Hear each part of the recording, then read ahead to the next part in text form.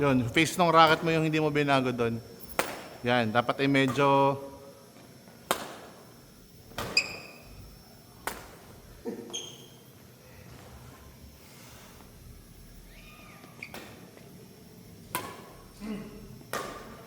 Relax, relax din.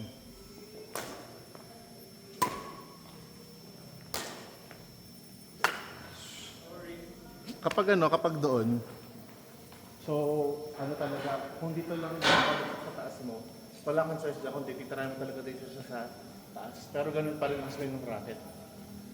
Kasi kapag masyado na siyang mababa dito, yan, kailangan mo nang bend yung ano mo, ito. So, wala masyadong power yan. So, kung dito ka lang titira, yung malapit sa katawan, kunin mo na siya sa taas, pero same lang yung palo.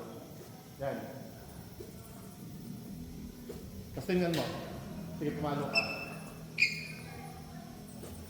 Kung saan nakaharap yung raketa mo. Yan. Kung saan nakaharap yung raketa mo, doon ito kung ang direction. So, minsan, ito ay pag pumalo ka na, nakaganon. Ito mo medyo slightly nakaturbo, kaya doon napunta. So, ganun mo lang ng konti. Ano, tanong mo, andito pa rin naman yung thumb ko eh. Pero kapag ganyan yung kumbaga igaganon mo lang yung oris mo ng konti. O kaya ito yung ito iikot mo pa siya.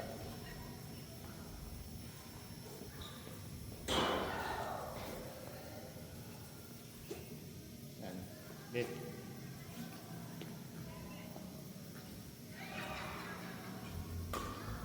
Yan. Yun. Kuma.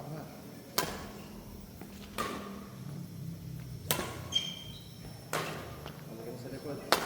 Yan.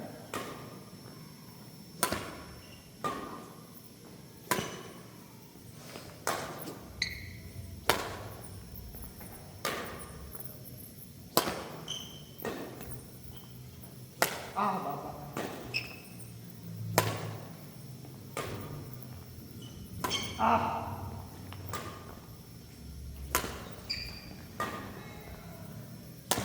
Okay, huwag tatanggalin ang shuttle sa mata.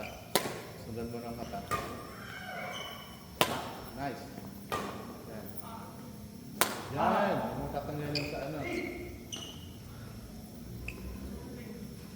Pabagalin mo siya sa mata mo, sa vision mo.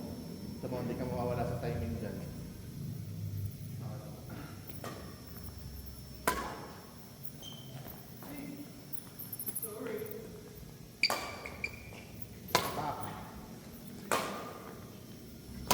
Yan na. Okay.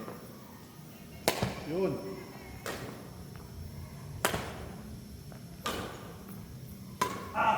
Nahuli ka lang doon. Nice. Yan. Yung katawan mo, lambutan mo. Kaya anong sumunod yung katawan mo pa sa harap. Yan. Ay!